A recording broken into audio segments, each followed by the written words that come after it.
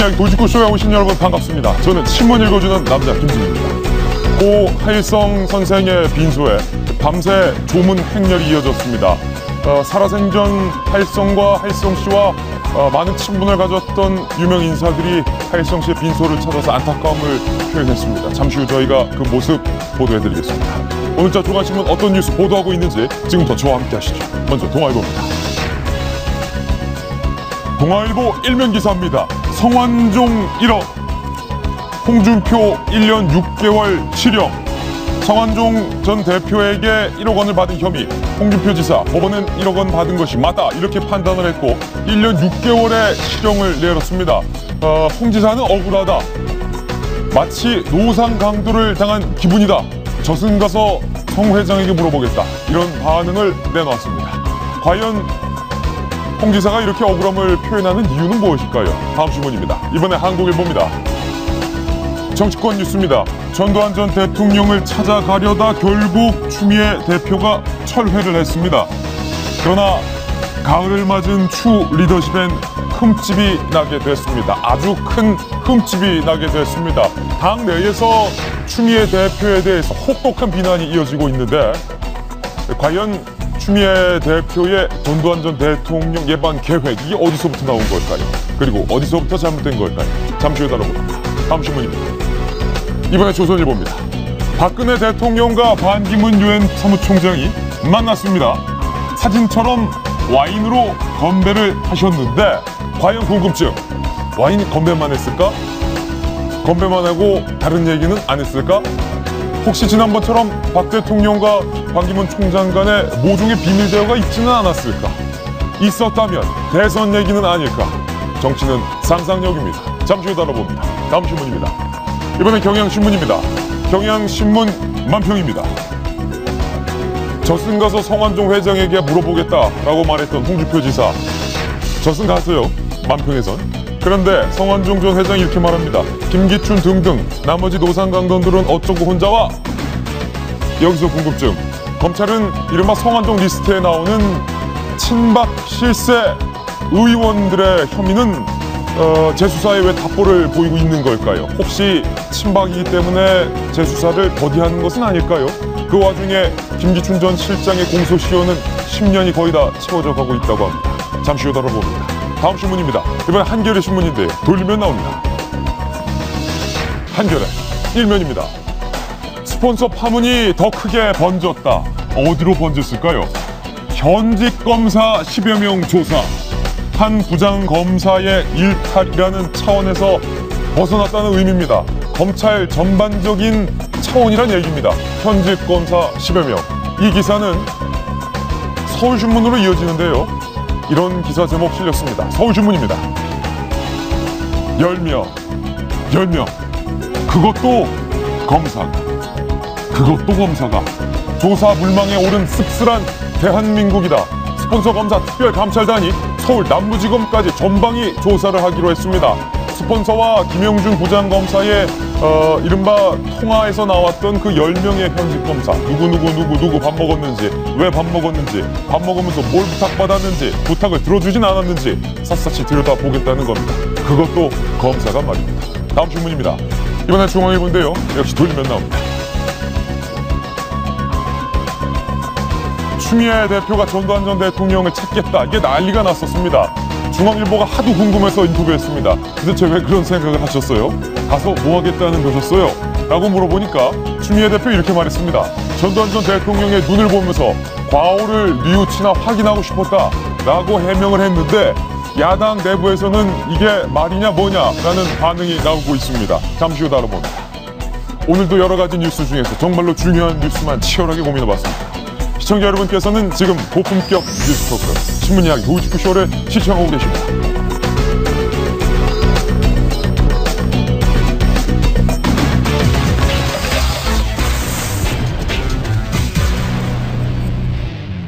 네, 저희가 준비한 첫 번째 도직구 신문을 곧바로 공개하겠습니다. 고 하일성 선생의 빈소에는 많은 인사들의 조문이 잇따랐습니다. 만나보시죠.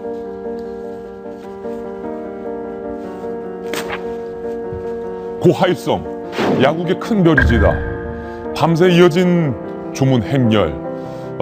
저희만큼이나 많은 분들이 안타까워하고 있는 그 소식입니다. 왜 그 큰 별은 죽을 고비를 3번이나 넘기고도 마지막 그 한순간의 고비를 더 넘기지 못했을까? 성희훈 기자가 취재했습니다. 어제 숨진 채 발견된 프로야구 해설가 고 하일성 씨의 빈소엔 밤사이 조문 행렬이 이어졌습니다. 유족들과 야구계 인사들은 안타까움을 감추지 못했습니다. 사실 최근에 와서 좀 어려웠죠. 그래서 그걸 보는 게 옆에서 상당히 안타까웠고 이 야구에 나타나는 걸 조금 힘들어했기 때문에 선배님이 늘 웃는 모습이었기 때문에 그렇게 심적으로 그렇게 힘든 이렇게 마음을 갖고 있다는 것은 이제 생각도 못했습니다. 하 씨의 인생은 그야말로 다사다난했습니다. 빛바랜 졸업사진 속 체육교사 하 씨. 태권도부를 지도했던 이 학생부 선생님은 제자를 아내로 맞았습니다. 프로야구 원년인 82년 해설에 나선 뒤 야구 몰라요 등 어록으로 유명세를 타며 허구연 씨와 양대 산맥을 이뤘습니다. 괜히 그런 얘기를 많이 했죠. 나는 이미자고 너는 패틱입니다. 2002년 심근경색으로 쓰러져 수술대에 3번이나 올랐지만 고비를 이겨내고 전성기를 맞았습니다. KBO 사무총장으로 2008년 베이징 올림픽 금메달, 2009년 WBC 준우승을 이끌며 꽃을 피웠습니다. 이후 방송에 복귀한 하 씨는 교통사고가 나도 마이크를 놓지 않았고 좀 타박상이 있는데 일단 중계하고 병원에 가보려고요. 화려한 입담을 그대로 되살렸습니다. 고인에겐 묘비에 새기고 싶은 순간이 있었습니다. 자랑스럽게 하고 남기고 세상 떠난다고 하는 게 올림픽 단장으로 가서 금메달 땄던 그거예요. 채널A 뉴스 성시훈입니다. 네, 방금 보셨듯이 빈소를 찾은 많은 야구계 인사뿐만 아니라 김성근 한화 이글스 감독도 빈소를 찾아서 얼마나 힘든 일이 있었던 걸까 안타깝다. 항상 밝은 사람이라고 생각했는데 속으로 어떤 생각을 하고 있었는지 내가 왜 몰랐을지 안타깝다라는 등의 애처로움을 표현했습니다. 오늘 이계진 전 의원님 나오셨는데 예전에 퀴즈 탐험 신비의 세계 진행을 하시면서 고 하일성 선생과 방송을 참 오래 하셨잖아요. 네.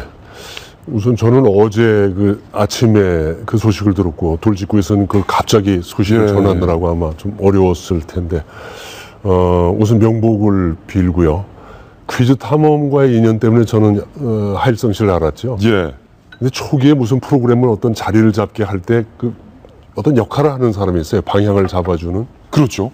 퀴즈인데 동물의 퀴즈를 야구 몰라요 식으로 동물이 어떻게 할지 누가 압니까? 동물 몰라요. 답이 없는 퀴즈인데 그 답을 정답을 따박따박 맞히는 것이 아니라 아주 재밌는 엉뚱한 대답을 해서 사람들을 아주 재밌게 만드는 그런 재주가 있어요. 하일성 씨가 일부러 틀렸다? 일부러 항상 어떤 연예인들을 오면은 정답 하나만 가르쳐 주세요 이러는데 하일성 씨는 그런 걸 물어보지 않을까. 하나 가르쳐 드릴까? 그러면은 됐어요. 됐다고. 안 그래요. 그래서 자기 상상력에 재미있는 대답을 해서 프로그램에 기여를 하지요.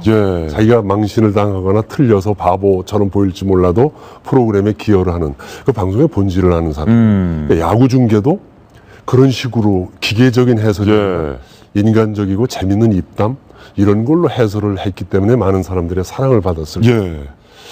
KBS에 이게 이제 구라라는 말이 일본 말인데 KBS에 3대 구라 또는 4대 구라라는 사람들이 있었어요. 소위 KBS에 3, 4대 구라가 있었다. 그것도 체육부에 있었어요. 거기 이제 기자 출신인 이명환 기자, 그다음에 정건일 기자, 또 한 분은 해설가, 뭐든지 해설하는 분이 있었어요. 오관영 씨라고. 그분 해설자 합쳐서 3대 구라. 근데 둘은 KBS 직원이고 둘은 해설위원이니까 직원이 아닌데 체육부에서 일하는 네 사람이 그 구라꾼.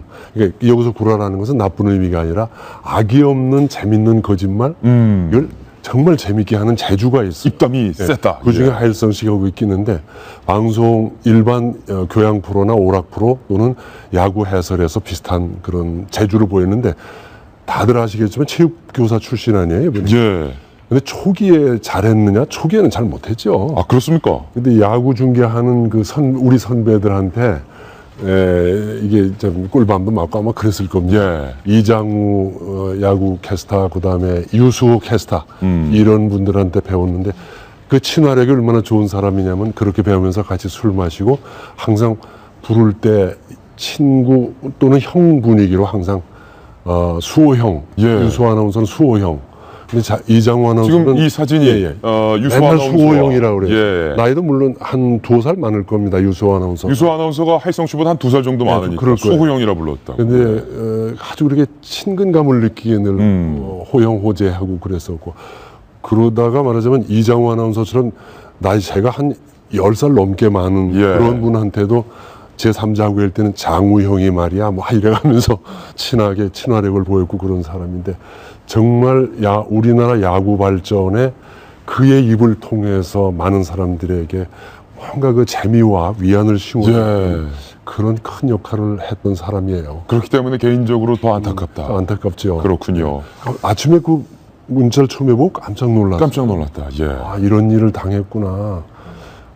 정말 이런 어려움이 있다는 걸 그저 풍문으로 들었는데, 그 일 때문에 이렇게 상당히 낙천적인데 이렇게 스스로 목숨을 끊었을까?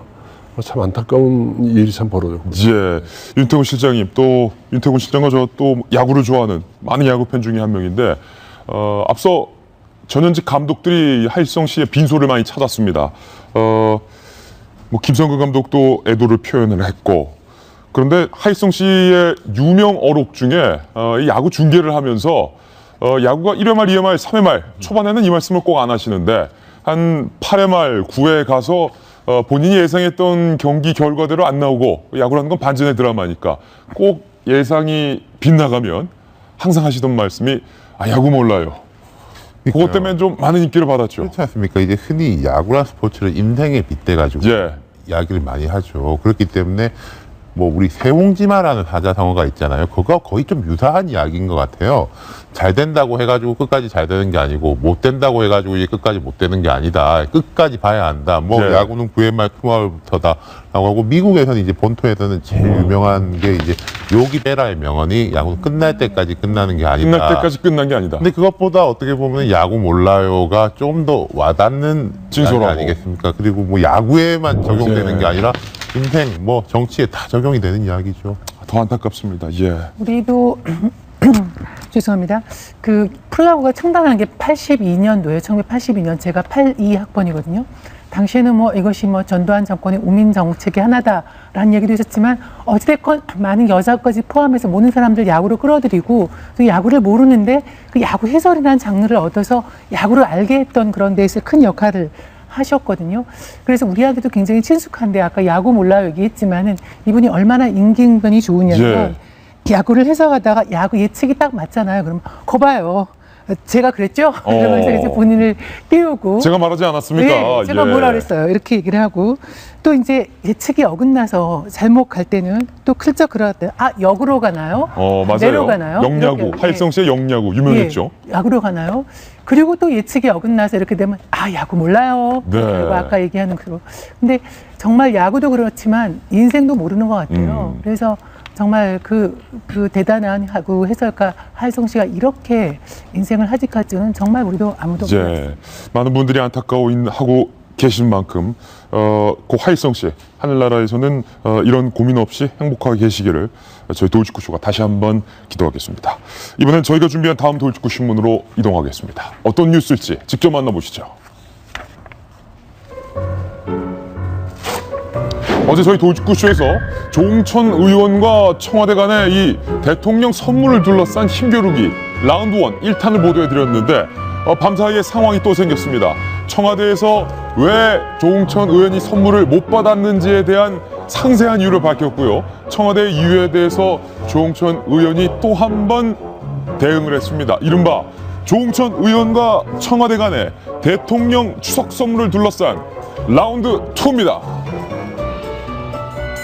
2라운드 지금 좀 울렸습니다. 조홍천 의원과 청와대 사이가 나빠요. 청와대 있을 때부터 안 좋더니 나와서도 이렇게 안 좋습니다.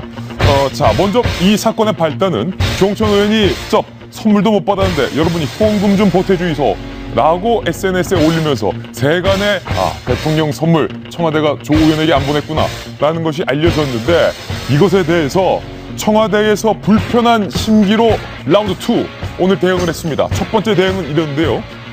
일부 배달이 늦어진 것이 청와대 입장입니다. 조 의원이 자신에게만 대통령 선물이 배달되지 않은 것처럼 공론화해서 아예 배달을 취소시켰다. 청와대가 쿨하다고 해야 되나요? 그냥 인정해버렸어요. 아니, 배달 늦은 것 같고 우리가 안 준 것처럼 얘기하니까 아예 취소시켰다. 그러자 청와대에서 또 말했습니다. 선물은 받는 사람이 즐거워야 하는데 그분은, 조홍천 의원은 받지 않는 것이 즐거운 모양이죠. 불편한 심기를 적나라하게 여지없이 드러냈습니다. 그러자 이 청와대에 대해서 조홍천 의원 이렇게 보냈습니다. 아니, 언론이 먼저 알고 보도한 것을 오히려 제가 공론화했다는 청와대의 창조적 이 발상에 할 말을 찾지 못하겠다. 창조경제를 여기다 패러디했어요. 갖다 썼어요. 그러면서 299명 의원실에서 청와대 선물을 받았는지 내가 전수조사할 방법도 없었고 궁금하지도 않다. 이 두 사람 간에 아주 센 힘겨루기를 하는데, 김병민 의원님, 일단은 청와대에서 취소한 게 맞네요. 청와대 입장에서는 아주 그냥 모처럼 속 시원한 해명을 한 것 같은데요. 실질적으로 저도 조홍천 의원 개인에 대해서 일부러 악의적으로 안 보냈을 일은 없을 거라고 생각을 해요. 그리고 청와대 해명처럼 만약에 그 현지 배달 사고가 난 부분인데 지금 조홍천 의원이 저렇게 폭로를 했단 말입니다. 그 과정에서 만약 뒤늦게 청와대가 선물을 배달하게 되면 조홍천 의원이 또 그거를 받아들고 내 얘기 듣고서는 선물을 보냈네라고 얘기할 수도 있고 만약에 그걸 가지고 반송을 시켜버리거나 하게 되면은 청와대 입장은 또 더 우스워질 수도 있는 상황이 될 수 있기 때문에 청와대 입장에서는 모처럼 좀 쿨하게 저렇게 인정한 부분들이 굉장히 좀 이색적으로 받아들일 수 있었던 것 같고요. 조홍천 의원 같은 경우는 글쎄요, 본인이 먼저 이런 부분들을 퍼뜨리지 않았다라고 얘기하지만 사실상 SNS에 조홍천 의원이 글을 올렸기 때문에 이 사건이 시작된 건 맞거든요. 여기에 대해서 이게 사건이 공론화되기 시작하면서 정치적으로 관심을 갖고 반사이익을 받는 건 사실이기 때문에 조홍천 의원은 이것 통해서 어쨌거나 정치인으로서의 득을 본 건 사실 아닌가 이런 생각이 듭니다. 오히려 대통령의 선물보다 더 큰 선물을 받은 건데 이거 두고 갑론을박이 많습니다. 이 칼럼. 청와대 해명 중에 일부 배달이 늦어진 걸 갖고 조홍천 의원이 우리가 안 보냈다라고 악의적으로 SNS에 올렸다 이렇게 말했는데 이걸 두고 거봐, 청와대가 안 보낼 리 없다라고 하시는 분도 있고, 배달이 늦어진 게 아니라 애초부터 콕 집어서 안 보낸 거 아니야, 청와대 해명이 아니다 이렇게 말하는 사람도 있고요. 일단 이 개그를 그냥 개그로 받아줬으면 좋을 텐데 꼭 개그를 다큐로 받는 사람들 있잖아요. 그렇죠. 저는 지금 이 상황이 좀 그런 것 같아요. 어쨌든 조홍천 의원의 그게 오해가 됐든 이게 뭐 진실이 됐든 뭐든 간에 저렇게 나왔으면 그냥 청와대도 우리가 보냈는데 그냥 좀 늦어지는 것 같다라고 설명을 하면 되는 거죠. 그래서 옹졸하게 저 사람 그래 받고 싶지 않은 것 같아, 이걸 공론화했어, 그럼 취소. 너무 어린아이 같은 반응이 아닌가라는 생각이 들고요. 예전에 유승민 의원이 청와대 몇몇 보좌관들 향해서 얼라다 이렇게 표현하기도 했었는데 그런 단어가 또 떠오르기도 하죠. 그래서 지금 이 상황은 정말 해프닝일 수도 있는데 양쪽 다 너무 다큐로 가는 것 같다라는 느낌이 들어서 좀 안타깝다는 생각이 들고 저 하나 약간 좀 의심적기도 해요. 왜냐하면 이제 보통 대통령 청와대에서 보내는 선물은 어쨌든 날짜를 좀 지키기 마련이잖아요. 그리고 이제 지금 한 24시간의 시차가 있는 건데 만약에 정말 배달 사고였다면 하루 정도 더 늦을 수는 있어요. 다른 의원실엔 배달이 됐고 다른 의원실엔 배달이 안 됐고 그렇다면은 한 24시간 오차가 있을 수 있겠다. 그런데 어제 청와대 대변인의 관계자의 설명을 들어보면은 아예 취소시켰다고 하잖아요. 이미 이 선물이 날아가고 있는 순간일 텐데 중간에 이게 취소가 가능한 건지 저는 그런 기술적인 부분에 있어서도 청와대의 어떤 해명이 그렇게 탐탁지 않다. 역시 이 칼럼 굉장히 예리한 지적인데 이 사실관계 우리가 분명하게 잡아보겠습니다. 이 대통령 선물이 뭐라고 이런 것까지 따져야 되나 싶은데 이숙현 칼럼니 잘 아시잖아요. 비슷한 생각인데 대통령 선물이라는 게요. 서프라이즈 선물이 아니거든요. 특히 명절 선물은 깜짝 놀랄 선물이 아니다. 맞습니다. 이렇게 하는 게 아니라 한 일주일 전쯤에 회사 쪽에서 며칠 날 갈 예정입니다. 그때 시간이 됩니까? 아니면은 집에 안 계시면 어디로 하고 사무실에 하면 어디로 하고 이런 절차를 거쳐요. 자, 청와대에서 의원님 선물 보낼 텐데 어디 의원회관으로 보낼까요? 자택으로 보낼까요? 식의. 사전 정지 작업이 있다. 근데 이제 조홍천 의원 쪽의 이야기는 우리는 전화도 받은 바도 없다. 선물은 물론이고 이런적인 것이고. 청와대 해명이 제가 해명한 한 분이 누군지 아는데 곤혹스러워하면서 내가 요즘 몸도 안 좋고 그런 이야기도 했다 그러더라고요. 이 청와대 해명이 저도 그런 생각이에요. 조홍천 의원이 오해하신 거다. 우리가 보내고 있다라고 하면은 통 크다. 그래도 조홍천이 되게 믿겠지만은 그래도 다 똑같이 보내는구나. 그렇게 할 거 아닙니까? 근데 이렇게 해버려가지고 진짜 조홍천 의원을 키워주는 거고 아까 우리 그림 봤지 않습니까? 조홍천 의원 딱 가는데 기자들 막 한 10여 명이 붙어가지고 초선 의원이 저런 경우가 쉽습니까? 그러니까 당대표인 줄 알았어요. 올해 상반기에 저희가 여러 번 이야기한 게 유승민, 정의와 계속 키워주는 사람이 청와대다. 정두원 의원이 아니 나도 좀 유승민처럼 이렇게 좀 괴롭혀줬으면 좋겠다라고 했는데 이렇게 되면은 청와대가 앞으로 부담스러울 게 조홍천 의원이 앞으로 모르겠어요. 뭐 잘하셔야 되겠지만 뭔가 잘못할 수도 있어요. 사람이니까. 잘못했는데 뭔가 뭐 비판한다든지 수사가 들어가면은 그걸 그냥 잘못한 데 대한 걸로 보는 게 아니라 아 이거 뭐 무슨 보복하는 거 아니냐라는 식으로 볼 거예요. 선물도 안 주더니. 그렇죠. 조홍천 의원은 이런 거 하나하나가 방어막이 되는 거거든요. 힘들어지는 게 아니라 그런 부분에서 좀 청와대 대처가 안타깝네요. 조홍천 의원이 확실히 대통령 선물보다 더 기분이 좋은 것 같아요. 조홍천 의원의 공격, 라운드 2의 공격을 보면 박근혜 대통령의 이 창조 경제를 비판용으로 패러디했는데 언론이 먼저 알고 보도한 걸 오히려 내가 공론화했다라는 청와대의 창조적 발상엔 할 말을 찾지 못하겠다. 근데 사실 그 페이스북에 올린 건데 우리 이제 기자들의 중요한 취재원 중에 하나가 이제 페이스북이거든요. 저것은 이제 보도하라고 한 거니까 저 언론에 슬쩍 떠넘기를 하는데 저걸 안 쓰고서 보고서 안 쓸 언론이 세상에 어디 있겠습니까? 본인이 이제 저걸 공론화하기 오히려 이제 소재를 제공한 거고. 조 의원의 해명도 사실 부분과 다른 것이 있다. 예, 그렇죠. 이제 나오면서 기자들에게 둘러싸여서 나오는 모습 얼마나 지금 행복해 보입니까? 굉장히 기분 좋아 보이죠. 사실 그 정치인들은 그 자기 부고만 빼놓고는 모든 보도가 다 도움이 된다 그러잖아요. 그러니까 그거에 대해서 옛날에 조윤선 뭐 그 장관이 한번 그런 얘기를 하더라고요. 자기 부고가 나와도 좋다고. 왜냐면 한 번 더 정정 보도가 나올 수 있으니까. 난 살아있으니까.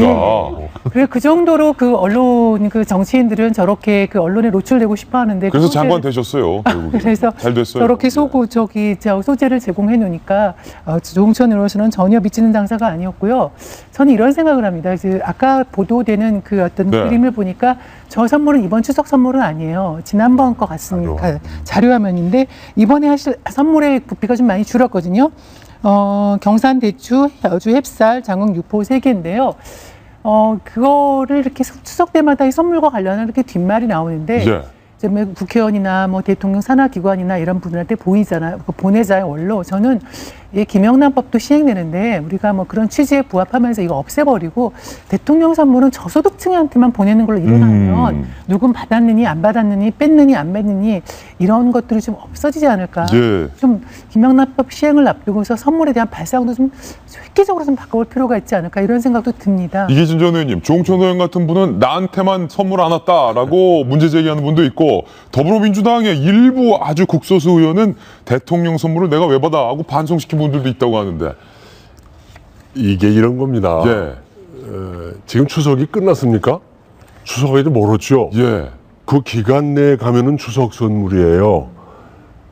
문자 올리듯이 한 번 올리면 동시에 쫙 갑니까? 배달하는 사람들이 나르다 보면은 먼저 가는 집도 있고 늦게 가는 집도 있고. 그렇죠. 추석이 아직 멀었는데 아직 안 온 걸 기회다 생각하고 이렇게 얘기한 조홍천 의원은 잘못한 겁니다. 근데 여기에 대해서 대응을 그렇게 한 청와대는 더 답지 못한 겁니다. 청와대답지 못했다. 오히려 청와대에서 이런 걸 봤으면은 대변인이 짤막하게 다 보내드렸는데 아직 못 받으신 모양입니다. 조금만 기다리시기 바랍니다. 겁니다. 죄송합니다. 이랬으면 큰 그릇이죠. 그래야 되는데 그 받는 사람이 기분이 안 좋아 보인다. 그렇게 하는 것이 이 정치들 왜 이렇게 여유 없이 하는지 모르겠어요. 얼라 정치다. 저도 노무현 정부 때 제가 의원이 됐는데 받으셨어요? 온 거 다 보냈습니다. 저는. 대통령 선물만 보낸 게 아니라 저한테 오는 모든 선물을 다 반송했어요. 배달 온 분에게 제가 반송료를 드리더라도 반송해 주시기 바랍니다. 모든 선물을 보내다 보니까 대통령 선물은 어떻게 할까요? 질문이 와서 그것도 보내세요. 제가 받을 이유가 없습니다. 형평성 차원에서. 그래서 계속 4년 동안 설과 추석에 오는 선물을 다 보냈더니 청와대에서 옹 해가지고 어머니가 돌아가셔서 대개 국회의원들 부모 상당하면은 대통령 조화가 오거든요. 너 대통령이 조화 안 보냈더라고요. 안 보냈어요. 그리고 한명숙 총리 이름으로만 보냈어요. 그래서 아, 내가 이겼다. 그랬던 적이 있어요. 그렇다고 이걸 SNS에 올린 적도 없고 나 혼자 마음속에 갖고 있는 거예요. 노무현 대통령이 옹졸하게 조 안 보냈다. 아 근데 대통령이 안 보낸 거 아니라 사실은 실무자들이죠. 대통령이 이거 보냅니까? 실무자들이 다 보내는데 이계진 의원 선물도 안 받고 보낼 필요 없어. 뭐 이랬겠죠. 일반인이 친구들이 보낸 선물조차도 다 반송하는데 그거 대통령 거라고 봐도 이건 안 된다. 그래서 보냈는데 나는 그때 생각에 전국에 참 시설에나 보내지 국회의원들한테 뭘 보내나 좀 그런 생각 했었어요. 근데 SNS에 올리고 뭐 이런 거 블로그에 올리고 그런 걸 안 했어요. 근데 조홍천 의원 이걸 이용해서 기회다.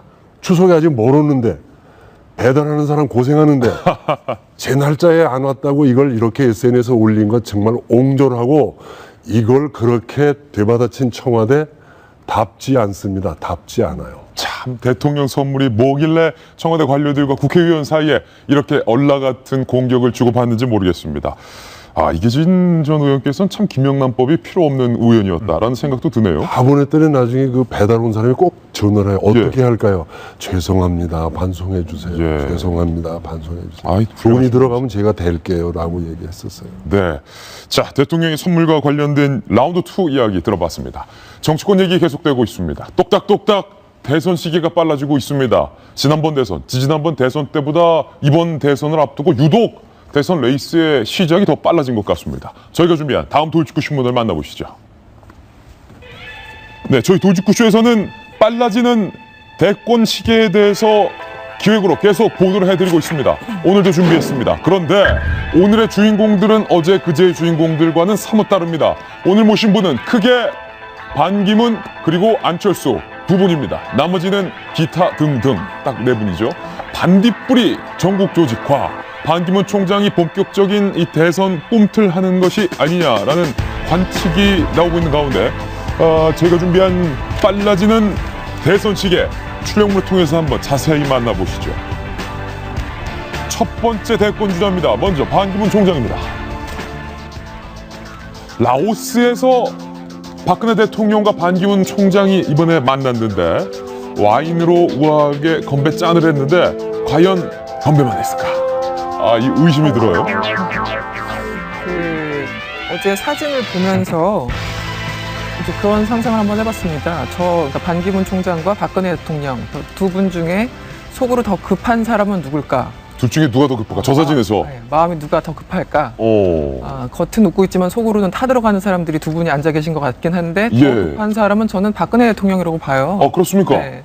왜냐면 이제 박근혜 대통령은 내년 이제 내후년 이제 임기가 공식적으로 끝나고 반기문 그 사무총장 같은 경우는 이제 대권에 대해서 여러 가지 저울질을 하고 있는 것으로 지금 보이는데 사실은 박근혜 대통령은 자기 이후, 그러니까 어떤 대통령이든 퇴임 이후를 생각하게 되잖아요. 그렇다면 정권 교체가 되는 것이 아니라 연속성이 있어야지 본인 퇴임 이후에 정치적으로나 여러 가지 상황에서 좀 안정적이다 생각을 당연히 하죠. 어떤 대통령이든.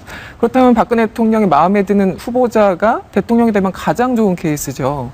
근데 아시다시피 지금 그 새누리당 내에서는 특별한 후보군이 없지 않습니까?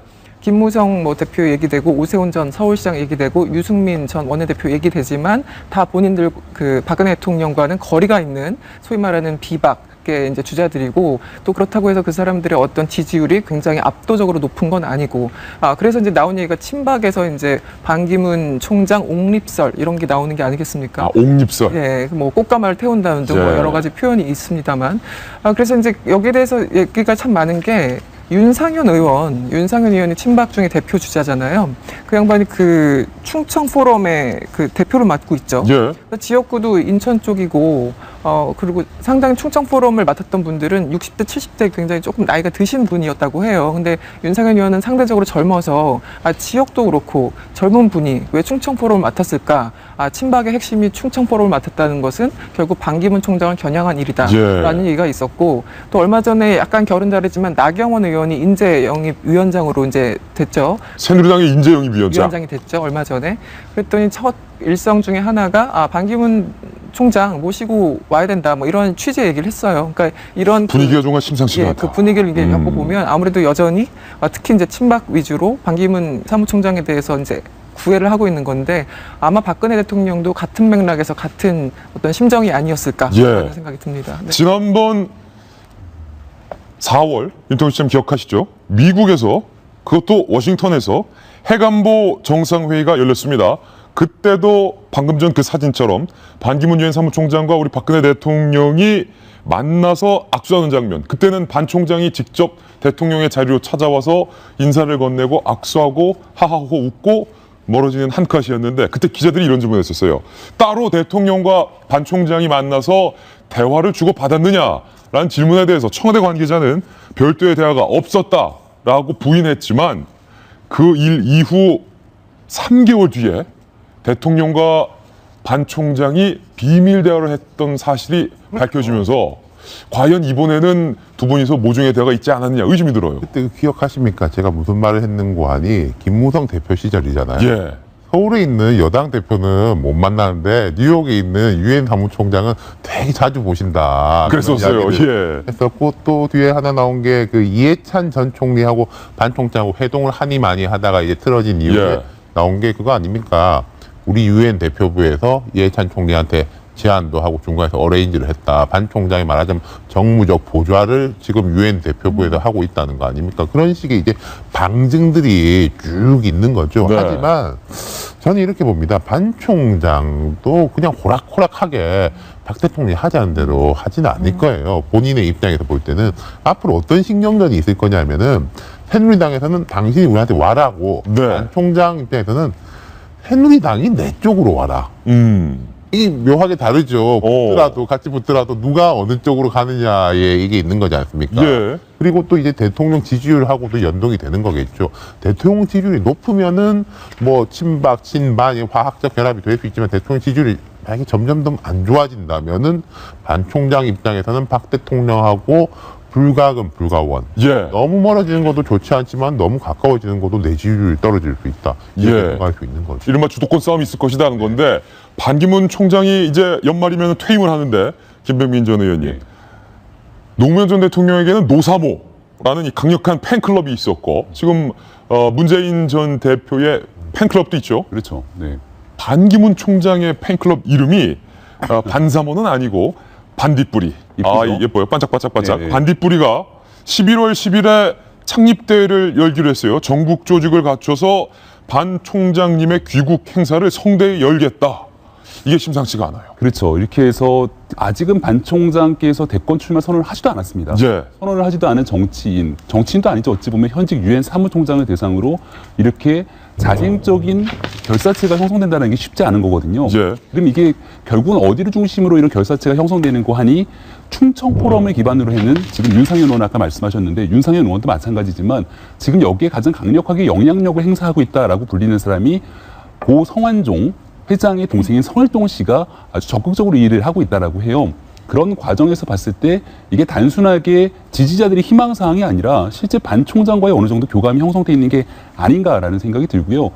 이러한 그 나름대로 지지 결사체 모임들이 좀 자발적인 형태로서의 긍정적인 효과들도 있을 수 있겠지만 이게 어찌 보면은 누군가를 대통령을 만들어내기 위한 물리적 조직으로서만 활동하게 됐을 경우에는 예. 오히려 이게 반 총장에 대한 발목을 잡을 수 있는 성격도 되거든요. 오히려. 왜냐하면 여기에 지금 현재 떠들고 있는 얘기 중에 하나가 과거 친박연대를 결성했던 박근혜 대통령 지지 세력들이 이대로 모여가 갖고서는 반딧불이 같은 모임을 만드는 게 아닌가라는 얘기도 나오거든요.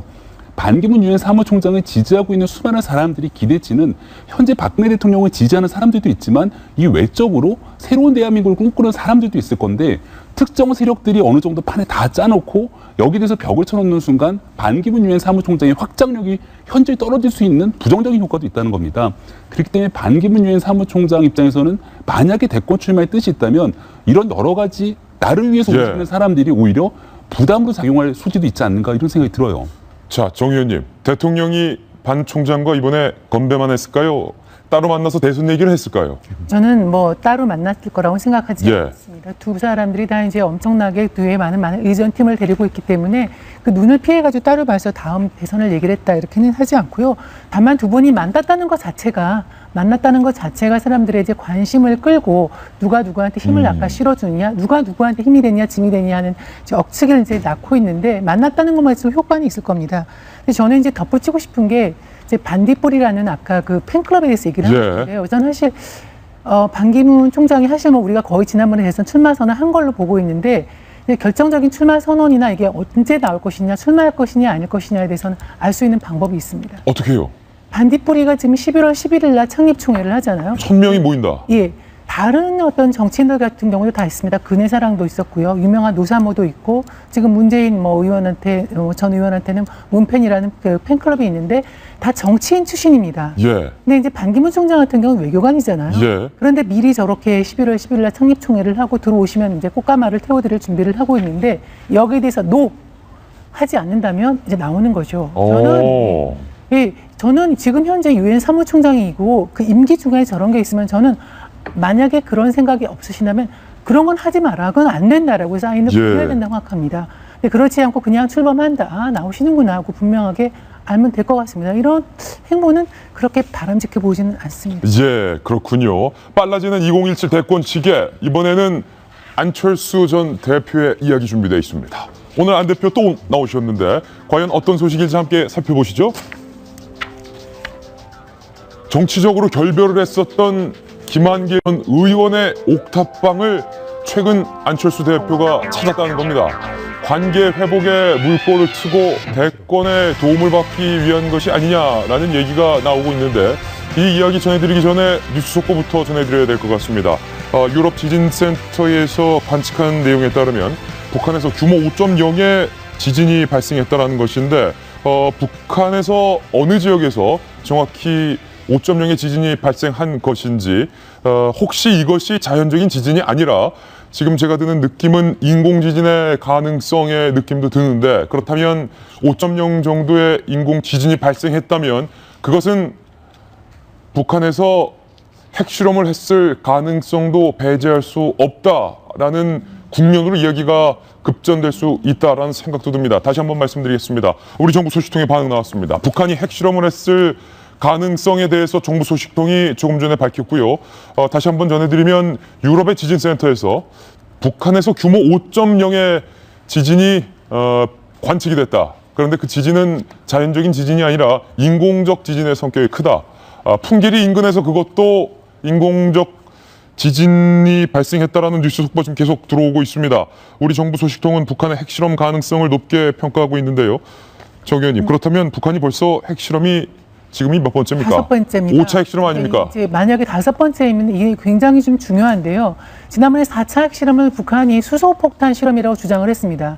그런데 이제 나중에 분석 결과 수소폭탄은 아니고 핵실험의 완전한 원자폭탄을 갖기 위한 마지막 단계인 열화중성폭탄인가요? 예. 그 폭탄을 이렇게 했던 성공 가능성이 되게 높은데, 제가 그 다음에 그 핵실험 전문가들하고 얘기를 해보니까 한 번만 더 하게 되면 완전한 형태의 핵폭탄을 가질 수 있다라고 다 추측을 하시더라고요. 예.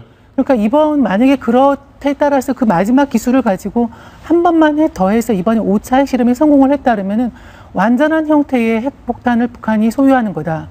그거는 지금까지와는 달리 완전히 게임 체인저다. 완전히 다른 국면이 펼쳐지는 거다. 우리로서는 상당히 큰 위기다. 이렇게 얘기를 할 수 있을 것 같습니다. 지금 북한 당국에서 특히 김정은이 박차를 올리고 있는 것이 두 가지 방점인데, 핵을 실어 날릴 수 있는 미사일, 그러니까 핵을 실어 날릴 수 있는 기구를 개발하는 것과, 그리고 그 기구에 실을 핵을 정교화, 소형화, 그리고 그 파급력을 점점점 높이는 실험을 병행하고 있는데, 이번 5차 핵실험의 가능성, 만약에 지금 유럽 지진센터에서 밝힌 것처럼 북한 풍계리 인근에서 규모 5.0의 인공지진이 그 정체가 5차 핵실험인 것으로 드러난다면 북한 당국으로서는 완벽한 형태의, 그러니까 장거리 탄도 미사일에 실을 수 있을 정도의 완벽한 핵무기를 소유할 그럴 가능성이 매우 현재로선 높게 관측이 되고 있는데, 윤태곤 실장, 우려했던 일이에요. 5차 핵실험. 지금 김진 앵커 말한 대로 두 가지 의미로 볼 수 있어요. 지금 최근에 핵 투발 수단에 대해 가지고 엄청난 기술적 진보를 보였지 않습니까? 예. 북한이 자화자찬하는 것뿐만 아니라 외부에서 볼 때도 정말로 급속도로 기술 수단을 높여가고 있다. 거기다가 이제 활용 점점 금상첨화가 되는 거죠. 위에다 실을 수 있는 기술을 이제 붙이는 거니까요. 그럼 북한이 이제 실전 배치에 대한 시기가 되게 앞당겨지는 거예요. 이게 이제 제일 큰 의미가 되고, 두 번째로는 왜 하필 지금이냐. 예를 들어서 북한이 핵실험 준비를 해놨다면 뭐 한 달 후에 할 수도 있고 2달 후에 할 수도 있는데 왜 지금이냐. 지금이 G20, 아세안 정상회의 등을 통해가지고 이번에 뭐 사드 문제 등등을 두고 여러 정상들이 중국과 라오스에서 모여가지고 회의를 마쳤지 않습니까? 그래서 이제 우리는 사드 쪽으로 가기로 했고 중국은 불만은 있지만은 북핵에 대해 가지고 우리도 용인하지 않는다라고 이야기를 했는데 할 테면 해봐라라고 긴장감을 확 높여놓는 거죠. 그러면은 분명히 한국하고 미국은 북한에 대한 제재를 더 강화하는 방안으로 갈 것인데 강대강의 대결. 중국과 러시아가 입장이 되게 난처해질 수 있는 북한은 중국과 러시아에 대해 가지고 양자택이 강요하게 되는 거겠죠. 우리가 마음에 안 들더라도 미국, 일본, 한국 편에 설 것이냐, 당신들도 그건 좋지 않지 않느냐라는 걸 강요하게 되는 거니까 여기에서부터 정말로 우리의 외교적 대처, 국방 쪽의 대처도 대처입니다만은 외교적 대처, 특히 이제 중국하고 러시아를 상대로 한 외교적 대처가 중요할 것 같습니다. 지금 북한의 시그널을 여러 가지 방면으로 파악을 하는 것이 가장 중요한데요. 첫 번째 시그널이 바로 유럽지진센터에서 방금 발표한 것처럼 북한의 인공지진 파, 그리고 그걸로 유추했을 때의 인공지진의 규모입니다. 5.0 정도. 풍계리는 북한이 전통적으로 핵실험을 진행했던 장소이기 때문에 풍계리 인근에서 5.0의 인공지진이 관측됐다면 이것은 5차 핵실험의 가능성이 매우 높습니다. 또 하나의 시그널을 살펴볼 수 있는 것은 북한의 방송 매체입니다. 지금 이 시각 혹시 조선중앙TV 방송 화면 어떤 걸 보도하고 있는지 한번 저희가 연결해 보겠습니다. 연결됐군요.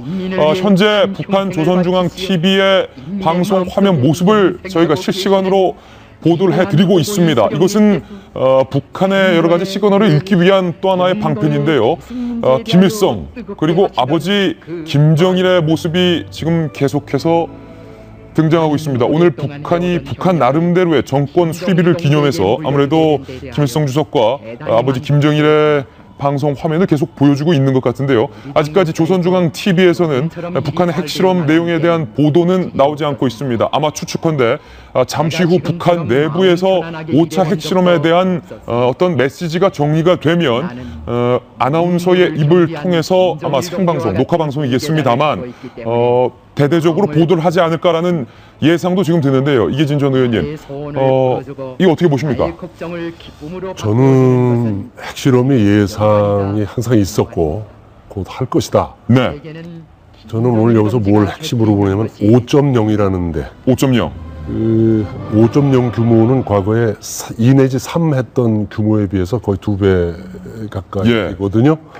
요것은 그 핵실험의 그 규모가 대단히 과거에 비해서 월등히 큰 규모라는 의미일 텐데 시점으로 볼 때 지금 북한이 여러 가지로 궁지에 몰려있는 시점에 이걸 했는데 지도자인 김정은이가 지금 상당히 궁지에 몰려있는 그런 상황에서 그냥 이대로 국제적인 어떤 압박에 주저물러 앉는 모습을 보여서는 대내적으로 지도자의 모습을 보이지 못하니까 여기서 강대강으로 계속 나가는 것 같습니다. 근데 이것은 결국 김정은이가 조금 더 장기적으로 크게 본다면은 이거 역시 스스로 이것도 무덤을 파는 일이 아닌가 그런 생각이 드는데 중국으로서 대단히 난처한 그런 입장을 만들어준 거고 우리가 사드 배치를 하는 데 있어서 중국이 반대했던 필요 이상의 반대를 했던 중국으로서는 이 문제를 보고 상당히 태도 변화가 북을 대하는 태도 변화가 있지 않을까 그런 생각을 한번 해봐요. 지금 제 휴대전화에 있는 이 북한 관련 자료 사진을 하나 제가 지금 급하게 찾았는데요. 이 장면을 좀 잡아주실 수 있을지 모르겠습니다만 얼마 전 북한이 우리의 사드 배치에 대항하는 의미로 공개했었던 동시다발적으로 탄도미사일을 발사했었습니다. 딴. 그런데 그 위성사진을 분석해 봤더니 그 뒤에 보이십니까? 2개의 긴 터널이 있었던 것이 확인이 되는데요. 그러니까 미국과 우리 한국 그리고 일본의 군사 위성의 탐지를 피하기 위해서 북한이 터널 안에 이 미사일과 미사일 부품들을 숨겨놓고 조립을 해오다가 아무도 모르게 결정적일 때 터널에서 미사일을 꺼내서 발사하는 시스템을 갖췄구나라는 것이 바로 이 터널 사진 한 장으로 최근 분석이 되고 있습니다. 그렇기 때문에 제가 휴대전화에 저장을 해두었던 건데 만약에 김병민 의원님 이 미사일 체제, 군사위성이 모르게 발사할 수 있는 시스템, 터널 그리고 5차 핵실험 너네가 사드를 배치해봤자 우리에게는 무용지물이다. 뭐 이런 선전포고 이런 건 아니겠습니까? 여러 가지 메시지를 전달하고 싶은 측면이 컸을 거라고 생각하고 저는 아까 윤 실장님이 얘기했던 시점상의 문제가 굉장히 와닿거든요. 그러니까 김정은 입장에서는 지금 현재 대내외적으로 굉장한 압박이 가해지고 있는 게 사실입니다. 일단은 얼마 전에 있었던 태영호 공사의 망명도 마찬가지고 엘리트층의 집단적인 이탈이 현실적으로 이어지고 있기 때문에 내부 집단을 결속시킬 필요가 굉장히 앞으로도 더 가속화되고 있는 상황일 뿐더러 일단은 한미일 체제가 공고화되는 순간 그 반대 지점인 북중러에 대한 결속이 강화돼야 되는데 러시아 푸틴과의 정상회담 과정에서 사실상 푸틴 대통령도 북한이 핵 보유국의 지위를 갖는 것을 용납할 수 없다는 정도의 발언을 했거든요. 그러니까 김정은 입장에서는 지금 현재 국제사회 어디에서도 북한의 핵실험을 도와주고 핵 보유국 지위를 인정하도록 해줄 수 있는 국가들이 마땅치 않는 시점에서 더 이러한 부분들을 앞당겨야 될 필요가 있었던 것 같아요. 일단은 대한민국 차원에서는 굉장히 긴박한 상황에 이른 것은 사실인 것 같습니다. 이게 우리가 흔히 여태까지는 북이 핵실험을 하건 미사일을 발사하건 에이 뭐 설마 전쟁이야 나겠어라는 식의 안보 불감증이 대한민국 사회에 굉장히 만연해 있는 게 사실인데요. 사드 배치에 대한 문제만 하더라도 이 국회 차원에서 이거를 찬성과 반대 정치적인 이 쟁점화를 삼아갖고 정쟁의 수단으로 활용하고 있는 모습들도 보이고 있는데 지금 이제 정부는 아주 긴박하게 안보회의를 소집하겠지만 정치권의 역할이 지금 이 상황에서 언제 어느 때보다 중요하다. 북한의 5차 핵실험 이후로 이제 더 남은 거는 북한이 바로 이 핵무기를 가지고 소용하는 과정, 이 하나가 남은 거거든요. 여기에 대해서 대한민국이 국익과 안보의 차원에서 정쟁은 있어서는 안 되는 부분들이 있기 때문에 여야가 반드시 지금 각 당 대표들이 하루빨리 만나서 이 부분을 어떻게 대처할지에 대한 논의가 저는 가장 시급하다고 생각합니다. 지금 북한이 핵실험을 한 게 처음 한 게 2006년 10월 9일이었습니다. 그러니까 딱 한 10년 만에 5차 핵실험으로 이제 넘어온 건데요. 어쨌든 10년 동안 5번이라는 건 2년에 한 번씩 평균을 내자면 그렇게 있다라는 건데 이 사람들이 얼마나 정말 주민을 굶겨가면서까지 저 하나의 어떤 미사일과 핵에 얼마나 많은 관심과 투자를 하고 있었는지 이게 좀 참담하다는 생각이 일단 들고요. 지금 저는 그 시기 굉장히 잘 말씀을 해주신 것 같은데 지난 3일날 이제 미국과 중국 간의 정상회담이 있었고 그 이후에 이제 각 나라 간의 정상회담이 이어지고 있었습니다. 그 와중에 지난 5일에 북한이 미사일을 발사하지 않았습니까? 그리고 사실 어제도 참 흥미로운 대목이 있었는데 현지 시간 8일 라오스에서 그 아세안 정상회담 그리고 동아시아 정상회담이 연달아 열렸습니다. 근데 아시아 정상회담 이후에 이 사람들이 성명서를 발표를 합니다. 이 10개국이요. 그러니까 북한에 대한 경고였고 그리고 이제 플러스 육자회담을 빨리 재개하자라는 그런 이제 메시지를 담은 성명서를 발표했는데 그게 어떤 미중 간의 어떤 만남에서 약간 좀 불편한 그런 구석이 보였지만 시기적으로 굉장히 고립된다는 생각 때문에 북한이 이 시기를 일부러 골라서 그리고 사실은 각종 정상회담과 아세안 정상회담 그리고 동아시아 정상회담 가운데 어떻게 북한이 취급될 것인지를 미리 좀 인지하고 시기를 미리 좀 고르고 있었다라는 느낌이 강하게 들고요. 계획적인 것이다. 예, 그렇죠. 그리고 지금 핵실험이 만약에 사실이라면 사실은 중국에 대한 메시지가 가장 강력한 게 아닌가 싶습니다. 그동안 중국은 한반도의 평화 이런 안정에 대해서 가장 먼저 언급을 했었는데 이번에 사실은 북한에 대해서 굉장히 압박하는 듯한 단어들을 많이 썼거든요. 여기에 대해서 어떤 반발심도 같이 맥락상에 깔려 있는 게 아닌가라는 생각이 듭니다. 우리 기상청에서도 발표를 했습니다. 뉴스 속보로 전해드리겠습니다. 9시 30분쯤 그러니까 딱 저희 돌직구쇼 생방송 시간 중이었습니다. 조금 전이네요.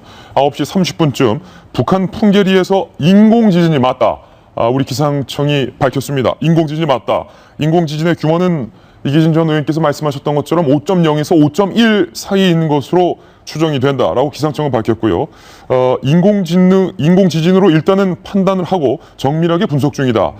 그리고 북한은 9월 9일인 정권 수립일을 맞아서 핵실험을 강행한 것으로 보입니다.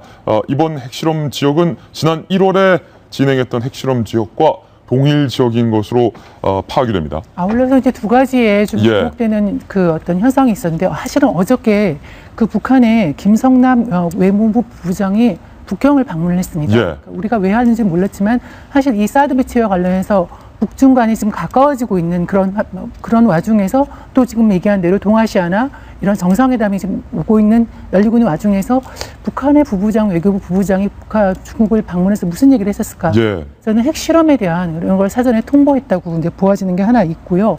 그 다음에 오바마 대통령이 사실 노벨 평화상을 받지 않았습니까? 비확산, 축소에 대한 걸. 그런데 사실 최근에 뉴욕타임스가 그 오바마 대통령이 핵 선제 불사용 방침을 밝힌 거를 철회한다라는 보도가 나온 적이 있습니다. 그러니까 아직은 미국 국무부에서 그거를 시인도 부인도 하지 않았지만 우리는 대체적으로 맞는 걸로 보고 있고요. 그러면 오바마 대통령이 그동안에 그 트레이드 마크인 나는 핵을 먼저 사용하지 않겠다는 방침을 북한 때문에 포기하는 거거든요. 그러면 이렇게 되면은 한반도를 둘러싼 핵 어떤 전선이나 왠지 다른 국면으로 들어가게 됩니다. 정말 한반도가 그 북한과 미국을 중심으로 한 핵 대치에 아주 한가운데 놓이는 굉장히 위급한 상황이고요.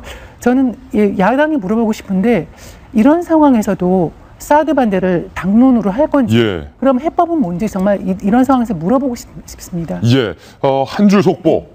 유럽 지진 관측센터에서 북한에서 발생한 5.0의 지진. 한 줄 속보에 이렇게 많은 의미가 있음을 저희가 급하게 보도를 해드렸습니다. 그 시간 관계상 좀 넘어가야 될 것 같으세요? 한마디만 딱 하겠습니다. 이런 상황에서 정치권에서 지금 하고 있는 논쟁 그런 거 계속 해야 되나요? 1차, 2차, 3차, 4차 다 똑같은 얘기. 5차 지금 마찬가지 얘기고 상황이 똑같은데 우리는 서로 찬반이나 하고 있어야 되나요? 이 얘기 한마디만 하고요. 여기까지 듣겠습니다.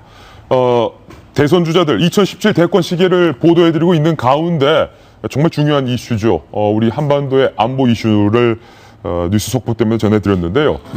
대권 시계에 좀 열기가 식은 것 같아요. 안철수 대표 이야기를 하던 중에. 그래서 좀 이 열기를 좀 달구기 위해서 2017 미리 보는 대선 지지율 최근 설문조사 결과를 저희가 또 입수를 했습니다. 과연 반기문 총장, 안철수 전 대표 지지율 어떻게 될지 지금 바로 살펴보시죠. 최근에 발표된 차기 대선 주자 선호도 여론조사 결과입니다. 반기문 유엔 사무총장 21.1%, 그리고 문재인 전 대표가 17.3%로 그 2위를 바짝 따르고 있습니다. 3위 안철수 전 대표 지지율 올랐네요. 최근에 한 자리였는데 다시 두 자리 회복. 그러나 10.3%. 문재인 전 대표와 안철수 전 대표의 지지율 차이는 그러니까 7%포인트 차이로 좁혀졌고요. 반기문 총장과 문재인 전 대표의 지지율, 선호도 차이는 4%포인트가량 남짓으로 좀 좁혀지고 있습니다. 그리고 4위는 박원순 시장, 5위가 오세훈 전 시장이 5위를 이었네요. 그리고 6위는 손학규 전 대표, 저녁이 있는 삶 4.2%, 김무성 전 대표 4.0%, 이재명 성남시장이 많이 치고 올라왔습니다. 3.8%, 그리고 유승민 의원, 정의론을 들고 나온 유승민 의원이 3.0% 기록하고 있는데 정치 전문가 윤 시장께서는 이 대선 주자 지지도 그리고 안철수 전 대표의 빨라진 행보 연관성이 있겠죠? 그렇죠. 그리고 이 지지율이 뭐 대선까지 가리라는 보장은 전혀 없는 거고요. 한 두 가지 포인트 말씀드리고 싶은 게 추석 이후에 이게 어느 정도 변했는가 보시는 게 이제 되게 흥미로울 겁니다. 추석 전에 이제 밥상에 올리려고 이 이야기 저 이야기 다 열심히 하고 있는데 그중에 이제 누가 효과를 보이느냐. 그리고 두 번째로는 하나 눈에 띄는 게 안희정, 김부겸을 포함해가지고 과거에는 이게 한 10위권 안에 야권이 한 6명, 7명이었는데 이제 그런 부분이 조금 빠지고 있는 게 보여요. 그럼 문재인 대세론, 예를 들어서 이게 군소주자들의 이제 지지율들이 문재인 대표 쪽으로 흡수되는 흐름이 약간 보이는데 그 부분을 탈피하기 위해서는 다른 주자들은 아마 마음이 급할 겁니다. 빨라지는 2017 대권 시기에 대한 내용 보도를 해봤습니다. 이번에는 저희 돌직구 쇼에서만 만날 수 있는 신문 속 사람들의 동향을 다루는 신사동 그 사람 순서입니다. 오늘의 신사동 그 사람 세 분이 준비되어 있는데요. 첫 번째 그 사람부터 지금 바로 만나보시죠. 신사동입니다. 내가 저승 가면 성완종 회장 만나서 진짜 사실관계 얘기 들어보겠다 라고 얘기를 했습니다. 성완종 전 회장이 남긴 이른바 성완종 리스트엔 여러 이름들이 있는데요. 그중에 홍준표 1억, 그리고 유정복 3억, 김기춘 10만 불 등등의 이름이 써 있습니다. 그리고 이완구, 이병기 이런 이름이 써 있어서 당시 도대체 성완종 전 회장에게 로비를 받은 사람, 금품을 받은 사람이 몇 명이냐라는 개탄의 목소리가 나오기도 했습니다. 그런데 법원이 이 성완종 메모의 법적 유효성을 인정한 겁니다. 홍준표 지사의 발언부터 직접 들어보시죠. 노상 강도당한 기분입니다. 항소에서 바로 잡도록 하겠습니다. 나중에 저승 가서 성완종한테 물어보는 방법밖에 없어요. 돈은 엉뚱한 사람한테 다 줘놓고 왜 나한테 덮어 씌웠는지. 돈은 엉뚱한 사람들에게 다 줘놓고 그러니까 나는 받지 않았지만 이 리스트에 나와 있는 다른 사람은 다 받았다. 홍 지사가 이렇게 억울해하고 있는데 그런데 성완종 전 회장이 마지막 순간에 기자와 전화 통화를 했던 내용 중에는 이런 부분이 있었습니다.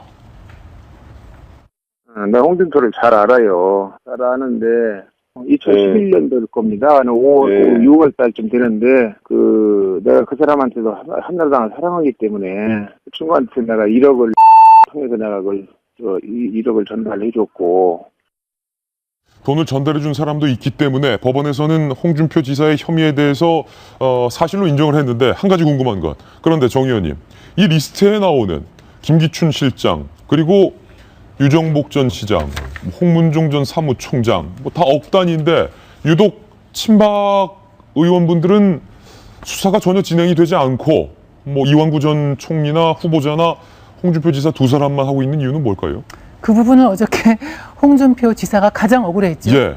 내가 친박이 아니라서 이런 탄압을 당한다라는 취지로 이제 얘기를 했습니다. 예. 근데 사실 이 말은 좀 사실 본인으로서는 억울할 가능성이 있어요. 왜냐하면 사실 다른 사람한테는 수사가 진행이 되지 않았거든요. 지금 이완구 전 총리나 홍준표 지사는 법원에서 실형 판결을 받았고 성완종 리스트가 따라서 상당히 신빙성이 높다. 다 사실일 것이다. 라는 것이 법원 판결로 일부 인정이 되지 않았습니까? 그렇죠. 그럼 두 사람이 인정이 됐으면 나머지도 사실 가능성이 상당히 크죠. 사람이 사실 죽는 마당에 누구는 그 진실을 쓰고 누구는 거짓말을 쓰고 이럴 가능성은 사실 거의 없지 않습니까? 그것도 넌센스다. 네, 그러니까 나머지 사람들에 대해서도 상당히 높은데 사실은 이제 이 두 사람은 돈 전달자가 있고 정황이 있습니다. 그 차이는 있어요. 아까 돈 전달자인 윤승모 전 경남개발부사장이라든지 그 다음에 이완구 총리에 대해서는 무슨 통일이 있었다는 어떤 증인이 있기 때문에 좀 다르긴 하지만 다른 사람 자체는 우리가 증인이 있는지도 모르죠. 왜냐하면 수사 자체가 진행이 되지 않았으니까. 그래서 저 부분에 대해서는 현재 홍 지사가 좀 억울해하는 게 상당히 납득이 됩니다. 홍 지사도 잘한 건 없습니다만 법원 판단에 따르면 홍 지사가 억울해하는 부분은 사실 우리가 궁금해하던 부분이에요. 성완종 쪽지를 다시 한번 보면 지금 수사가 진행이 안 된 부분 그러니까 수사를 해봤는데 입증할 방법이 없더라. 이 차원과 아예 수사가 진행이 안 된 차원은 전혀 다른 별개의 이야기인데 후자라서 문제가 되는 건데 홍문종 전 사무총장 누가 보더라도 친박 중에 친박, 유정복 시장 누가 보더라도 친박 중에 친박, 부산시장 친박 중에 친박, 김기춘 비서실장 친박 중에 친박. 왜 친박 중에 친박은 수사를 안 합니까? 저게 이제 왜 저런 사건이 터졌는 걸 좀 볼 필요가 있는데요. 이완구 총리가 총리 취임하고 나서 부패의 전쟁을 선언합니다. 그 부패의 전쟁을 선언하면서 제일 첫 번째 타겟이 됐던 게 MB정부의 자원외교였고 거기에 걸려든 게 경남기업이었어요. 그러면서 성완종 저 당시에는 의원직을 상실한 상태였는데 정치권에서 멀어지고 있는 나를 거의 불황에 빠뜨린다라는 생각을 성완종 전 의원이 했던 것 같습니다. 그런 과정 속에서 성완종 전 회장, 전 의원 같은 경우는 거의 국민학교밖에 나오지 못한 상태에서 진짜 자력으로 자수성가한 인물이거든요. 엄청난 부를 축적했죠. 그 부를 가지고 정치권에 들어오는 과정에서 아마 저런 녹취록의 증거들을 봤을 때는 엄청난 재력들을 뿌리면서 다시 정치권에 입성한 것 같습니다. 근데 그런 과정에서 그동안 나한테 도움을 받았던 사람들이 마지막에 내가 위험에 처하니까 나를 안 도와줘? 이거 어서 많이 보던 장면 아닙니까? 얼마 전에 김 부장검사 얘기. 친할 때는 친구였는데 어느 날 돌아섰을 때 위험에 처했을 때는 다 모른 척하는 이게 뭐 검찰의 얘기인지 정치권의 얘기인지 거의 다 비슷하게 나오는데요. 그런 과정에서 봤을 때 아마 제일 지금 홍준표 지사는 본인이 억울하다고 하고 있는데 제일 억울한 거는 저승에 있는 성완종 회장이 아닐까라는 생각이 저는 들어요. 여기 대해서 얼마 전에 더불어민주당의 우상호 원내대표가 검찰 비리에 대해서 이런 얘기를 했었죠. 이런 상황으로 검찰이 비리를 저지르고 있으면 검찰의 기소에 대해서 누가 공정하다고 의심하지 않을 수 없다라는 얘기를 했는데 사실상 이 부분이 거기에 맞닿는 지점들이 있거든요. 지금 현재 수사가 당연히 들어가야 됨에도 불구하고 친박계 의원들에 대한 수사는 전혀 안 들어갔습니다. 그러니까 홍준표 지사 같은 경우는 내가 친박이 아니라서 나만 당한 거다라고 얘기하고 있는데 홍 지사 같은 경우도 사실 성완종 회장이랑 인연이 아예 없는 게 아니죠. 왜냐하면은 경남기업의 본사가 동대문 지역구 을에 있습니다. 동대문 지역구 을의 국회의원이 홍준표 지금 현 지사였기 때문에 둘의 관계는 자연스러웠을 거고 아마 홍 지사 입장에서는 왜 나만 끼워 넣어라는 게 불편할 수 있겠으나 어쨌거나 홍 지사가 홍 지사의 말대로 본인의 억울함을 입증하기 위해서라도 이 수사가 전체적으로 공명정대하게 진행될 필요는 반드시 있어 보입니다. 이기준 전 의원님, 아까 제가 신문 읽어준 남자에서 경향신문 만평을 오랜만에 보도를 해드렸는데 소개를 해드렸는데 저승 갔더니 성완종 전 회장이 아니 그 친박 리스트 어쩌고 혼자 왔어 이렇게 묻는다는 거예요. 검찰 수사의 공정성에 국민들은 안 그래도 의심을 갖고 있었는데. 우리가 조금 전에 한 얘기 내용이 국민이 다 공감할 얘기. 예. 저도 이제 지인들이 홍준표 지사 판결 난 걸 보고 제가 뭐 많이 아는 줄 알고 물어보더라고요. 아니 왜 딴 사람은 조사 안 하고 두 사람만 했을까요? 그래서 글쎄 내가 돌 짚고 나간 거 내가 물어봐야 되겠어? 예. 오히려 그랬어요. 그러니까 국민들이 다 그렇게 생각하는 거예요. 왜 다른 사람은 조사 안 하니까? 이것이 사법의 정의가 느껴질까요? 국민들에게? 그렇지 않거든요. 그래서 한다면 다 해서 무죄를 밝혀내든지 무죄를 입증하든지 하면 될 거 아니겠어요? 그러니까 국민이 법의 정의를 믿지 않는 거고 정치인들이 하는 일에 대해서 신뢰를 안 보내는 거예요. 네.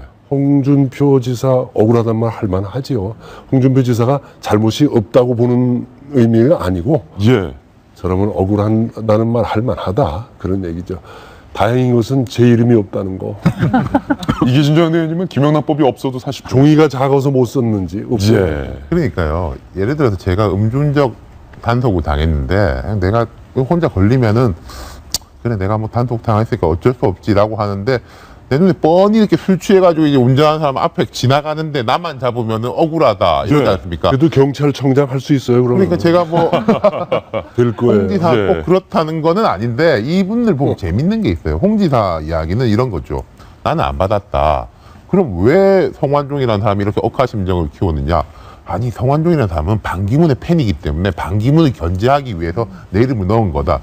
그런데 이게 상식 수준에 생각할 때 어떤 사람이 자기가 억울해서 죽는데 어떤 내가 좋아하는 정치인을 키우려고 다른 사람을 이렇게 발목을 잡아놓고 유세에다 그걸 쓴다. 저는 약간 그게 모르겠습니다. 납득이 잘 안 되고. 근데 이게 나머지 친박이라는 분들은 그런 식으로 주장했었죠. 아니 이완구, 홍준표 그 사람들은 돈 받은 정황이 있지만은 우리는 성완종이 나를 도와달라고 했는데 안 도와줬기 때문에 억하심정에 가면서 이렇게 써놓고 갔다라고 주장을 해요. 이 적혀있는 사람들 모두는 다 그런 주장을 합니다. 억하심이 나는 아니고 저기는 맞는데. 그리고 홍지사도 그러지 않습니까? 돈은 엉뚱한 사람한테 줘놓고 그 엉뚱한 사람이라는 게 나 빼고 여기 아니겠습니까? 이런 주장을 하는 건데 결국 이것도 검찰한테로 올라가는 겁니다. 검찰이 이제 그 당시에 뭐 리베라 호텔 이런 거에 대해 가지고 CCTV 제대로 조사 안 한 것도 있었고 검찰이 그때 브리핑할 때 되게 재밌었던 게 있었어요. 기자들이 이제 묻지도 않았는데 성완종 회장이 이제 2번 사면이 됐지 않습니까? 노건평 씨에 대해 가지고도 사면 부분에 로비를 한 것이 있는데 공소시효가 지났기 때문에 이에 대해서는 발표하지 않겠습니다라고 발표를 했어요. 묻지도 않았는데. 그러니까 이게 억울하다는 사람이 나오는 거죠. 맞습니다. 김기춘 실장의 이번 의혹과 관련된 공소시효는 9월 26일에 끝납니다. 2006년 9월 말 이 사건이 불거졌으니까 딱 10년이 채워지네요. 그동안 검찰은 재수사에 대해서 의지를 보이지 않았습니다. 법이라는 한자를 보시면 갈 것자에 물수면이 붙습니다. 그러니까 법이라는 것은 모든 국민이 납득할 만큼 물 흐르듯이 자연스럽게 흘러야 하는 것이 사법 질서라는 것인데 어째 요즘 법조계에서는 국민들이 납득할 수 있는 방향이 아니라 거꾸로 물이 흐르는 것 같아서 안타까운 생각이 듭니다. 신사동 그 사람 함께하고 있습니다. 이번엔 다음 그 사람입니다. 샤넬, 에르메스, 구하기도 힘든 명품 가방을 사재기했던 박수환 뉴스 커뮤니케이션즈 대표. 명품 가방을 그녀는 왜 사재기했을까요? 홍우람 기자의 단독 취재입니다. 검찰은 뉴스 커뮤니케이션즈 박수환 전 대표가 사들인 다량의 수입 브랜드 명품 가방의 행방을 쫓고 있습니다. 박 전 대표가 사들인 명품 가방 브랜드는 에르메스, 샤넬, 보테가 베네타 등 가방 하나에 최소 수백만 원. 악어 가죽 등 비싼 것은 수천만 원에 달하는데 1년 이상 기다려야 살 수 있는 모델도 있습니다. 박 전 대표는 수년간 명품 가방을 다량 사들여 측근 임원들에게도 나눠준 것으로 알려졌습니다. 많은 걸 아마 제공했을까요? 직원들한테 순서를 갖다가 요구하니까. 검찰은 박 전 대표가 회사 돈을 빼돌려 명품 가방을 구입한 뒤 로비용으로 유력 인사들에게 전달했을 가능성이 있다고 보고 수사 중입니다. 고가의 명품 가방은 정관계 로비 사건에서 유력 인사의 배우자들을 타깃으로 한 뇌물로 자주 등장합니다. 로비 당사자인 유력 인사가 부담을 느끼지 않게 우회적인 금품 로비 수단으로 쓰는 것. 검찰은 다음 주 초 박 대표를 변호사법 위반 등 혐의로 기소하고 추가 로비 혐의를 수사할 방침입니다. 채널A 뉴스 홍우람입니다. 박수환 전 대표가 사재기로 구매했다는 샤넬, 에르메스 등등의 이 고가의 가방 하나에도 수천만 원이고 뭐 악어로 만든 이 특별 리미티드 에디션은 기다리는 데까지 1년을 기다려야 한다는데 박수환 대표의 이 가방 구입에 대해서 홍보업계에서는 예전부터 소문이 파다했다라고 합니다. 이 명품 가방들은 이른바 로비용이었다라는 얘기가 심상치 않게 나오고 있는데요. 검찰도 이 부분에 대해서 들여다볼 것 같습니다. 홍보업계 관계자는 이렇게 말했네요. 명품 가방이 어디로 향했냐. 고위층의 부인, 언론인. 여기서 언론인은 송영 전 주필과의 어떤 커넥션을 의미하는 것 같아요. 사회지도층 인사에게 로비를 한다는 의혹이 파다했다. 그렇죠. 저는 뭐 10몇만 원짜리 그 이하하는 가방이 7-8개가 있는데 그 귀찮아서도 그거를 고를 못 하는데 저렇게 많이 구입할 리가 없죠. 자기가 쓰려고. 자기 용도는 아니다. 예. 당연히 이제 어디다 주려고 이제 선물을 하려고 했는데 그 선물의 대상이 누구냐 하는 것이 지금 나온 대로 보니까 하나 나왔어요. 직원들한테도 줬다는 거 아니겠습니까? 네. 그러니까 자기 직원들한테도 충성을 강요하기 위해서 좀 줬고요.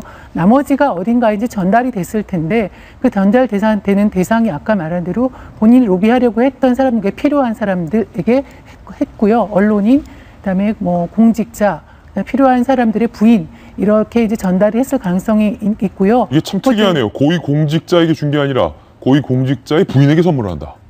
왜냐하면은 쓰리 쿠션이죠. 왜냐하면 지난번에 그 대우조선 해양에 그 진수식에서도 부인이 나온 걸로 봐서 부인한테 직접 들어갔을 가능성도 큰 것 같고요. 뭐 언론계에서도 제가 말씀드릴 수 없지만은 누구가 받았다는 소문이 좀 파다합니다. 아, 그렇습니까? 네. 몇 개, 그래서 이제 본인은 뭐 그런 해명도 나와요. 받긴 받았는데 대가성은 없었다는 이런 얘기도 나오는데 예. 지금 현재 구속 만료 기간이 그 박수환 대표가 지금 현재 하는 기간이 이제 추석 전에가 끝난다 그래요. 그 추석 전에는 아마 추석 기간 중에 아마 검찰이 이거에 대한 중간 수사 결과를 발표하면서 이제 보낼 겁니다. 그렇게 되면은 이제 로비 정황이 나오니까 이 가방의 행로, 가방이 어디에 전달되는지만 따져봐도 예. 의외로 어디에 로비했는지 수사는 좀 쉽게 풀릴 가능성이 있고요. 추석에는 아마 나올 것 같습니다. 예. 지금 박수환 대표의 그 명품 가방, 저도 이제 화면 보면서 저런 게 있었구나 이렇게 보면서 감탄하고 있는데요. 예. 네, 참 놀랍네요. 일단 수십 개를 구입했다는 건 앞에서 말씀하신 것처럼 본인이 쓰려고 했던 건 아니고 그런 게 있어요. 예전에 어떤 자리에 가면 이제 저는 여자 기자지만 남자 기자분들한테 여자 선물을 해주시는 기업인들이 있었어요. 예. 그러니까 남자 기자들한테. 그래서 이거 왜 여자 거 주냐 그러면은 부인 갖다 주시라. 당신 쓰는 게 아니라 부인이 더 좋아할 것이다 이러면서 부인을 겨냥해서 그 선물을 준비하는 기업체들을 제가 한 10여 년 전에 봤던 것 같아요. 부인의 영향력이 그만큼 대단하다, 한국 사회에서. 그렇죠. 예. 뭐 그럴 수밖에 없죠. 그리고 이제 그런 맥락에서 아마 이제 그 가방을 구입해서 저렇게 준비했던 것은 아닌가라는 생각이 들고 지금 뭐 박수환 대표 지금 결국은 대우조선 해양 이 문제로 계속 이제 수사가 확대되는 과정 아니겠습니까? 예. 근데 어제 다시 한번 제가 놀랐던 게 최근에 이제 그 송 전 주필 관련해서 수사를 계속 하고 있는데 조카들까지 등장하는 걸 보고 저는 굉장히 좀 놀랐어요. 왜냐하면 조카요? 예, 그러니까 송 주필 본인은 이제 소위 말하는 호화 여행을 간 것 때문에 문제가 됐고 그 친형은 대우조선 해양 관련 그 사회 이사를 한 4년 정도 맡아서 그게 또 문제가 됐고 나중에는 그 부인이 또 진수식까지 나와서 예. 퇴주를 끊는 그 행사에 참여하는 걸 보고 이것도 문제라고 생각을 했는데 이제는 조카 2명이 더 등장을 합니다. 예. 그러니까 형, 부인, 조카까지 다 등장하는 거예요. 그러네요. 네, 그래서 조카 A 씨 같은 경우는 지난 2009년입니까? 대우조선 해양에 그 자격이 안 되는데도 입사한 걸로 드러났고요. 네. 두 번째 또 다른 조카도 있는데 그 조카 같은 경우도 학점 미달인가 하여튼 자격이 안 됐다고 합니다. 그럼에도 불구하고 서류 통과가 됐고 또 경쟁률 낮은 부서에 지원하게 해가지고 결국은 합격을 했다라는 정말 그 꼬리에 꼬리를 무는 그런 그 의혹들이 있는데 검찰이 어디까지 밝혀낼 수 있을지 조금 더 주목해서 봐야 될 것 같습니다. 예, 추가적인 뉴스 속보를 보도를 해드려야 될 것 같습니다. 저희 도지쿠쇼에서 조금 전 오전 9시 30분에 북한에서 관측이 된 인공지진 규모는 5.0에서 5.1 규모의 지진에 대한 뉴스 속보 조금 전 전 전해드렸는데요. 관련해서 청와대에서 뉴스 속보가 지금 들어왔습니다. 오전 11시 박근혜 대통령이 해외 순방 중이기 때문에 황교안 총리가 주재하는 NSC를 소집한다라는 청와대 말 속보가 들어와 있습니다. 그리고 또 하나, 통일부에서 잠시 후 10시 30분에 긴급 브리핑을 한다라는 통일부 발 뉴스 속보도 들어와 있습니다. 대통령이 자리를 비운 사이에 북한이 허를 찌른 셈인데 안보에 구멍이 생기지 않도록 우리 정부 잘 챙겨야 될 것 같습니다. 저희는 광고 이후에 돌아옵니다. 잠깐만요. 네, 오늘 저희 돌직구쇼 생방송 중에 북한에서 인공지진이 관측이 됐습니다. 풍계리 인근에서 관측된 인공지진, 진원의 깊이나 아니면은 인공지진이 발생했던 장소로 봤을 때 북한이 5차 핵실험을 한 것으로 우리 정부는 현재 판단을 하고 있습니다. 정성유 위원님, 벌써 5차 핵실험, 청와대와 통일부의 움직임이 빠릅니다. NSC 긴급 소집하기로 했고요. 통일부에서도 잠시 후 북한의 지진, 사실은 핵실험에 대해서 우리 통일부가 뭔가를 발표하려는 것 같아요. 그렇죠. 지금 현재 인공지진이 먼저 관찰되고 그다음에 핵실험했을 경우에는 제논 입자가 관측이 되면 바로 핵실험한 걸로 봅니다. 예. 그래서 지금 추적 중일 텐데 지금 상황으로 보면 분명해 보이고요. 근데 이 핵실험의 성공 여부, 어느 정도 핵기술을 손에 쥐을 수 있었는가에 대한 분석과 함께 우리의 철저한 안보 태세 점검이 필요한 시점입니다. 예, 이기진 전 의원님, 북한이 5차 핵실험을 했다라는 국면은 새로운 한반도의 핵 국면으로 접어든다라고 많은 전문가들이 경고를 했었고요. 지금 국제 외신도 굉장히 발빠르게 이 소식을 보도하고 있습니다. CNN도 긴급 뉴스 속보를 편성해서 북한의 인공지진 가능성과 이 한반도의 핵 문제에 대해서 지금 급하게 방송을 하고 있고요. 네. 이렇게 새로운 상황이 계속 벌어지는데 우리 남쪽의 대한민국 국민들은 마음을 한 군데 모으지 못하고 있는 것이 가장 안타깝습니다. 그러나 현재 대한민국 국군을 믿으시고 국군의 대처에 대해서 우리 많은 분들이 응원만 좀 해주셨으면 좋겠고요. 이런 문제는 외교적으로 그리고 국제적인 공조로 정부에서 잘 풀어나갈 것으로 기대하고 있습니다. 예. 감사합니다. 뉴스 속보까지 전해드렸습니다. 어느덧 금요일입니다. 좋은 주말 보내시고요. 저희는 다음 주 월요일 아침 9시에 다시 찾아뵙겠습니다. 오늘 하루는 분명 어제보다 더 나을 겁니다. 좋은 하루 되십시오. 고맙습니다.